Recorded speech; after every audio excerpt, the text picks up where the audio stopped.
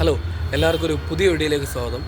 ഞാനിപ്പോൾ ജോലി ചെയ്യുന്ന സ്ഥലത്തിന് പുറകെ ഒരു പ്രോപ്പർട്ടിയാണ് കേട്ടോ. ഇവിടെ വലിയ ഒരു ആഡംബരമായിട്ടുള്ള ഒരു അറ്റ്മോസ്ഫിയർ ഒന്നും ഇല്ലെങ്കിലും രാവിലത്തെ ആ ഒരു അറ്റ്മോസ്ഫിയർ ഇവിടെ ഉണ്ട് കേട്ടോ. വളരെയധികം മാനസിക സുഖം തരുന്ന ഒരു അറ്റ്മോസ്ഫിയറാണ് രാവിലെ പൊതുവിൽ. ഇവിടെ നിന്നപ്പോഴത്തേക്കും ആ ഒരു ഫീല് നിങ്ങളുമായി ഷെയർ ചെയ്യണമെന്ന് എനിക്ക് തോന്നി. അതുകൊണ്ടാണ് ഞാനിങ്ങനെ ഈ ഒരു വീഡിയോ എടുക്കാമെന്ന് വിചാരിച്ചത്. പ്രകൃതിയെ നമ്മൾ സംരക്ഷിക്കും തോറും പ്രകൃതി നമുക്ക് ഒരുപാട് ഗുണങ്ങളെ ഇങ്ങോട്ട് തരുള്ളൂ, ഒരിക്കലും ദോഷങ്ങൾ തരില്ല. അതുകൊണ്ട് എല്ലാവരും പ്രകൃതിയെ സംരക്ഷിക്കാനാണ് മുന്നിൽ നിൽക്കേണ്ടത്, അല്ലാതെ പ്രകൃതിയെ നശിപ്പിക്കാനല്ല. അത് പറയാൻ കാരണം എന്ന് പറഞ്ഞാൽ പ്രകൃതി തരുന്ന ഒരു പോസിറ്റീവ് എനർജി നമുക്ക് വളരെയധികം വിലപ്പെട്ടതാണ്. അതുകൊണ്ടാണ് ഞാൻ അങ്ങനെ പറയാൻ കാരണം. രാവിലത്തെ ഒരു അറ്റ്മോസ്ഫിയർ ഞാൻ പറഞ്ഞുതരാം. ഇവിടുത്തെ രാവിലത്തെ അറ്റ്മോസ്ഫിയർ എന്ന് പറഞ്ഞാൽ നല്ല കാറ്റാണ് കേട്ടോ. ഇവിടെ നല്ല കാറ്റുണ്ട്, രാവിലെ ഇളം കാറ്റാണ്. വലിയ കാറ്റൊന്നും ഇല്ലെങ്കിലും ഒരു ഇളം കാറ്റുണ്ട്. ആ കാറ്റ് നല്ല സുഖമാണ്, അദ്ദേഹത്തെ ഇങ്ങനെ തട്ടി തലോടി പോകുമ്പോൾ നല്ല സുഖമാണ്. അതോടൊപ്പം തന്നെ ഇവിടെ കുറച്ച് മരങ്ങളൊക്കെ ഉണ്ട്. ബുക്കെടുത്ത് പഠിക്കാനിരിക്കുന്ന പിള്ളേർക്ക് ഇതുപോലെയുള്ള അന്തരീക്ഷത്തിൽ ഇരുന്ന് കഴിഞ്ഞാൽ കൃത്യമായിട്ട് നല്ല കാര്യങ്ങൾ മനസ്സിലാവും. പഠിക്കുന്നതെല്ലാം അതോടൊപ്പം നല്ല മാർക്കും വാങ്ങിക്കാൻ പറ്റും. അത് എഴുതി ഇവിടെ ഒരു മാവുണ്ട്, അപ്പുറത്തൊരു പ്ലാവുണ്ട്, അതിൻ്റെ ഇടയ്ക്കൊരു ചെറിയ മാവുണ്ട്, പിന്നെ റോഡിൻ്റെ അപ്പുറത്തൊക്കെ മരങ്ങളൊക്കെ ഉണ്ട്. ഇത് വട്ടിയൂർക്കാവാണ് കേട്ടോ. ഇവിടെ ഒരു മാവുണ്ട്, ആ മാവിൽ ചെറിയ മാങ്ങയാണുള്ളത്. ഈ മാവിലെ മാങ്ങയൊക്കെ ഇതിൻ്റെ ഓണർ നാൾ പറിച്ചിട്ട് പോയി. വലിയ മാങ്ങയായിരുന്നു, ഞാൻ ഒരെണ്ണം കഴിച്ചായിരുന്നു. ഇവിടെ മുട്ടിൽ ഇങ്ങനെ ഇവിടെ തറയിൽ വീഴുന്ന കിടന്ന് അങ്ങനെ ഒരെണ്ണം കഴിച്ചായിരുന്നു.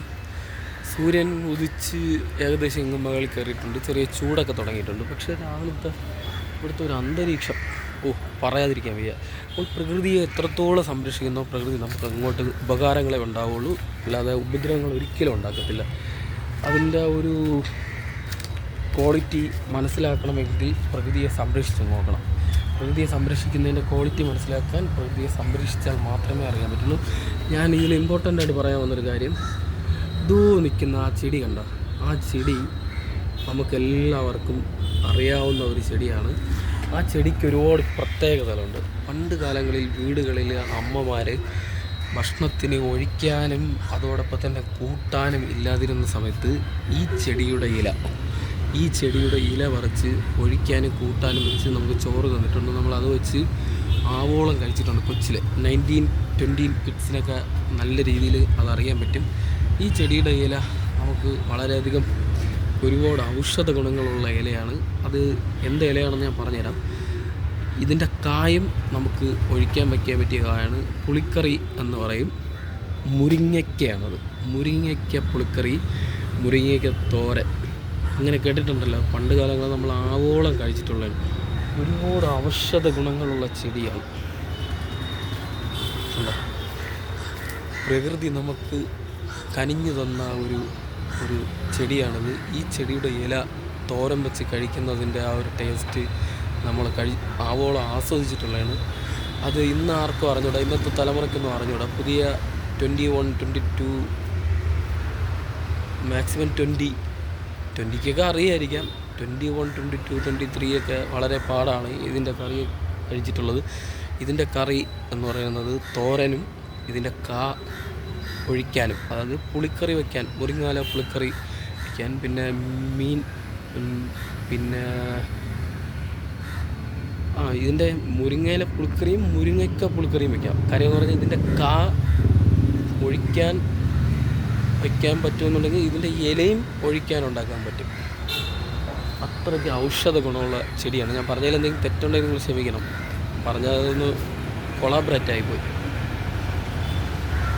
അതാണ് പ്രകൃതിയുടെ ആ ഒരു ഗുണം.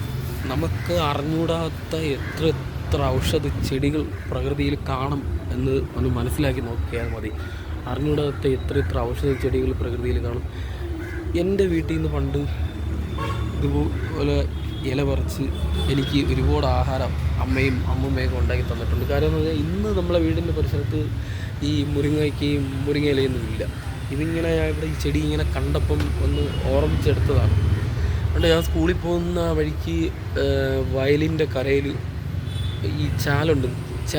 ചാനലിൻ്റെ കരയിലൊക്കെ ഈ മുരിങ്ങയ്ക്ക വലിയ ഇങ്ങനെ വലിയ മരമായിട്ട് നിൽക്കും. അതിൽ ആൾക്കാർ കയറി പറിച്ചെടുക്കുന്നതൊക്കെ ഞാൻ കണ്ടിട്ടുണ്ട്. അന്നൊന്നും ഇതിൻ്റെ ഗുണങ്ങളൊന്നും വലുതായിട്ട് അറിഞ്ഞുകൂടായിരുന്നു. ഇപ്പോഴാണ് അതൊക്കെ മനസ്സിലാക്കി തുടങ്ങിയത്.